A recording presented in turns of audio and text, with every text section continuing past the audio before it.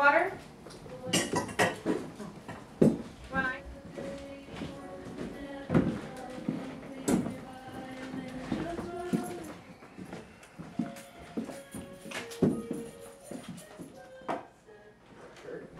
What? Does it hurt? Oh, maybe this a little bit. And like how?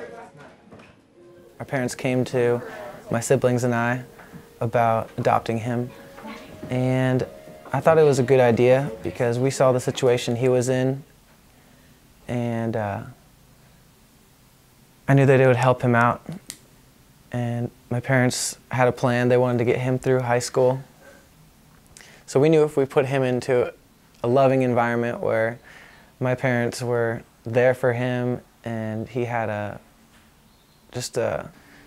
surroundings that are more supportive of him, then he would be more motivated to go to school and get his education, graduate high school.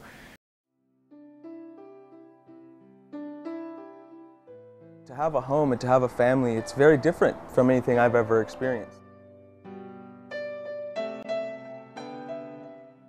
4 years ago, I was waking up under a bridge, very, very hungry and cold, very sad, wanting to be loved, but nobody had the energy to love me.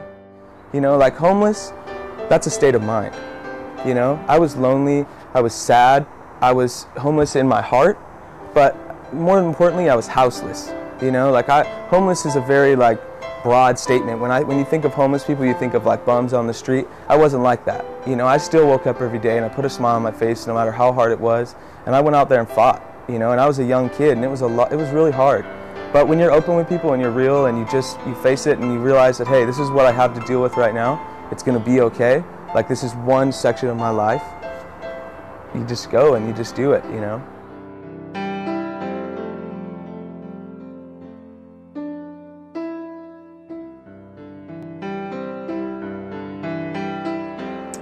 I had to watch my mom do things that a normal mom would never have to do. And just realizing that I'm gonna have to struggle my entire life. You know, realizing that my mom doesn't even say I love you because she's so beaten up inside and she's had such a rough life too, and she's on drugs, and she looks at me and she says, Josh, with a needle in her arm, this is why I have to do this, so I can take care of you. I woke up and half the time my mom wasn't there, didn't know where she was. School was the last thing on my mind. The only reason I went to school was to eat and to get away from the drama, honestly. You know, I let my teachers know, I said, hey, you know, you expect me to go do homework? Well, I don't have a home. You know, like, it's pretty hard to do homework when you don't have anything, you know, and you're worried about what you're gonna eat, where you're gonna sleep, if your mom's trying to kill herself. I saved my mom's life from committing suicide 7 times. Fortunately, I never got wrapped up in the drugs, never got wrapped up in the drinking, never got wrapped up in the violence. I was an outsider to all that. I watched it happen, but I taught myself at a very young age that that's not who I want to be. So often we look at people and we look at what they have or what they look like. We don't look at who they are inside, you know, and I've been very, very fortunate to be blessed with people that didn't care where I was in my life at the time. They just cared about me, and they knew that I was a good person and knew I had a good heart.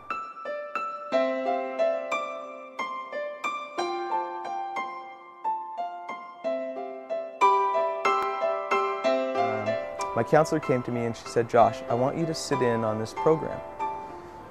It's called Who I Am Makes a Difference.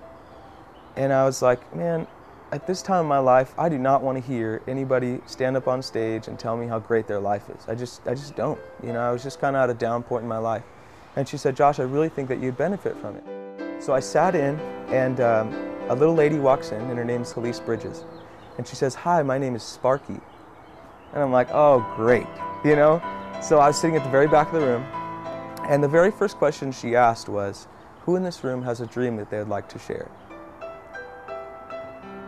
And for the very first time in my entire life, my hand went up. And I was sitting in the very back of the room, and she looks at me and she says, come on up here. And I started to cry. And I was very, very nervous, because for the first time in my entire life, I was going to share with kids my own age what my dream was and who I really was as a person. And I stood up there, and she grabbed my hand, and I said, my dream is to be loved.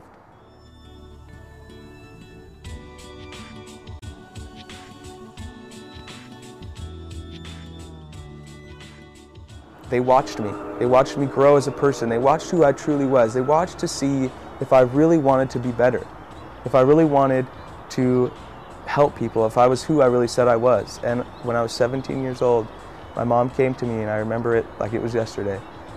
We were riding in the car, and she looked at me and she said, I was talking to Mr. Mannery and Chase, Dane, and Astra, who are my brother and sisters, and we would like you to be a part of our family. And that day was the beginning to the rest of my life. It's awesome.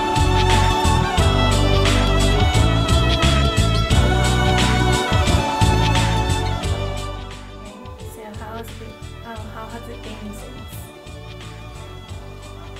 Well, everything worked out.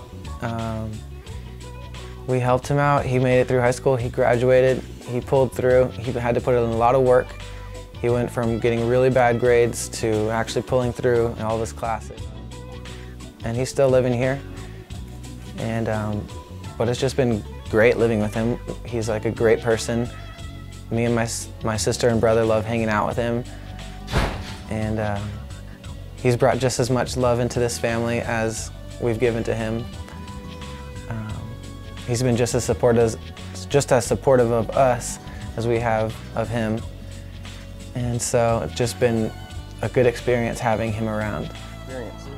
And so a typical day for me would be just really waking up and going outside, taking a deep breath, realizing where I am, being grateful for what I have, and just facing the day with whatever obstacles I'm gonna come across.